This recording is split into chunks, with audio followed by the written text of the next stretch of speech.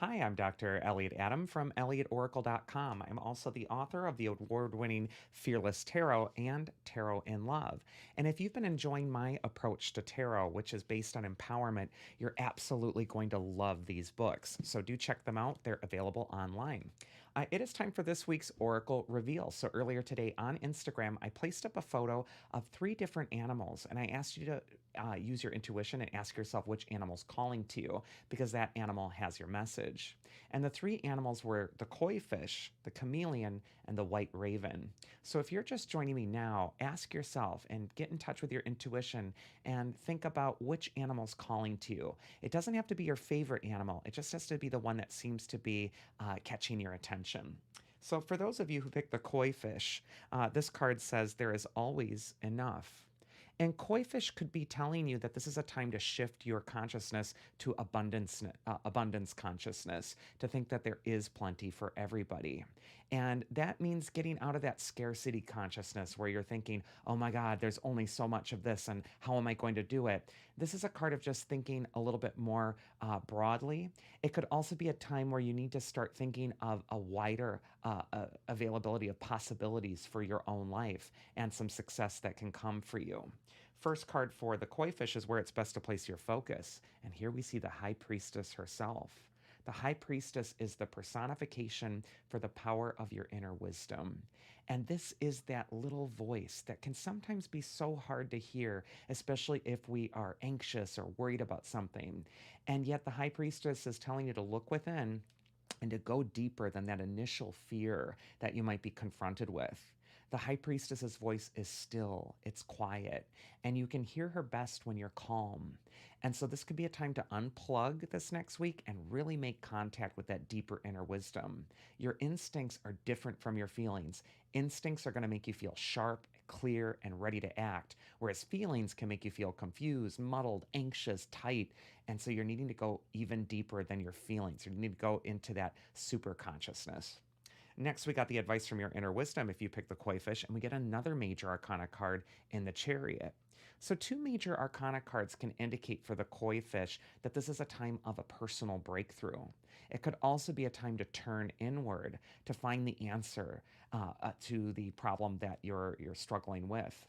The charioteer is leaving the walled city behind him. He's going out into the world, and it's drawn by the two sphinxes, which are creatures of mystery in ancient Egypt. And what this is saying is that the mystery is pulling you forward. We got those two mystic symbols with the high priestess and the sphinxes. And I just feel like you're needing to trust what you're seeing. Your instincts are already leading you there. You already know what to do. Now you just have to give yourself the permission to trust yourself. So I feel like it's time to get on your own side, be your own best advocate, and trust that inner wisdom that you already know is there guiding you forward. And then finally, we got the mythic archetype that's going to help you. And we have Achilles. And his card says glory. Achilles is the hero archetype who has a short lifespan. So he's got to make his short years count. He has to do everything in his power to bring himself success on battle. And so, what this can indicate for me, or the feeling I'm getting for the koi fish, is that you're needing to utilize this time as if it's finite, as if it's like, okay, I just have this time, so let's get this done. This could also lead towards that abundance. So instead of just thinking, okay, well, one day I'll finally get to that, one day I'll listen to my intuition, this is a card that's saying, no, there is some urgency. There is a sense that you're needing to prove something or do something great. And I see those two warriors with Achilles and also the charioteer. I feel like you're needing to be brave and go out on a limb and trust yourself for whatever that thing is that's really guiding you forward at this time. You need to trust that you can do it. And if you do, you will be victorious. Next, we're going to go into the chameleon spirit. And this card says, act as if. And chameleon can change its appearance to look like anything it wants to. It can change its color. And so I just kind of feel like you're needing to change into the shape, into the color of the thing that you're wanting most. It might be the thing that you're desiring. You're needing to embody that energy as if you already have it.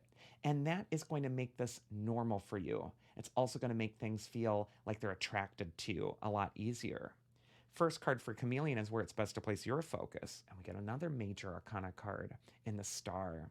Whenever the star comes up, I just think of the word hope. The star is the card that appears in the major arcana after some of the most challenging cards of the tarot. After we go through the hangman and the death card and the devil card and the tower card, it's like finally we're through all our trials and tribulations and we get to the star. And there's a sense of renewed hope. There's also a sense of replenishment coming up for you if you pick the chameleon this next week. And I just think that you're needing to transcend and you're needing to pour your energy into that thing that makes you feel most successful. And also, the wisest part of yourself needs some tender, loving care. The star could also indicate that you need to remember that no matter what you're dealing with or what challenge is going on in your own life, there's always hope. There's always a way forward. And so be proactive with that hope. Take that hope and run with it. Next, we got the advice from your inner wisdom, and we get the Queen of Wands. And she's just such an optimistic card. She turns her face toward the light, much like that sunflower that she's holding. And I just feel with the Queen of Wands and the Star card, there is a sense of optimism returning. You might have had gone through a very difficult period if you pick the chameleon, and this is a time where you're still getting adjusted to this new reality. And yet, there are all these little signs and signals that you're on the right track, that there's this new beginning. Also, that little black cat seems so magical on the Queen of Wands card. So, this could be a time to trust your magic and to really embrace the thing that makes you unique. And just like black cats, not everybody loves them. I think people who don't love them are crazy personally, but not everyone loves black cats. And so, you have to be brave enough to be yourself, even though you know you're not going to resonate with every person. And then finally, we have that last mythic archetype that's going to help you. And we got Demeter, the goddess of the harvest. And she's telling you that your season is now. Now it's the time for the harvest. All the work you've been doing has been paying off, and abundance is clear. Next, we got the White Raven Spirit. And this card says trust in magic. And white ravens are an anomaly. They're very unique. They're different, and they kind of go outside of the rules that all ravens have to be black. No, they don't. They can be something different too.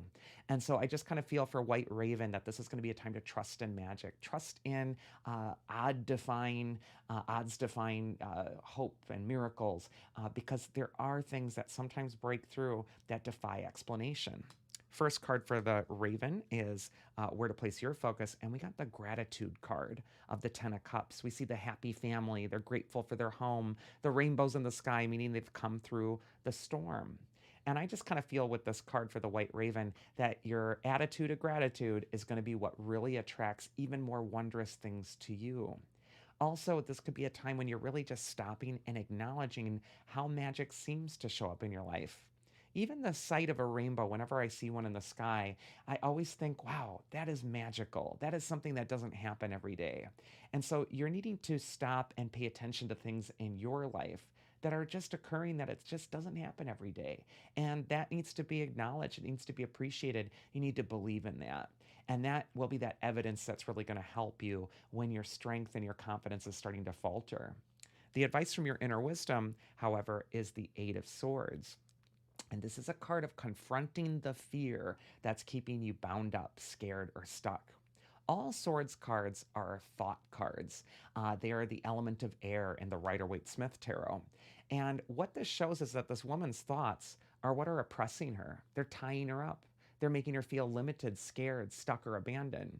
And all she needs to do is repurpose those very thoughts that are oppressing her to be the tools of her liberation. She needs to just cut the ropes against the sharp blades.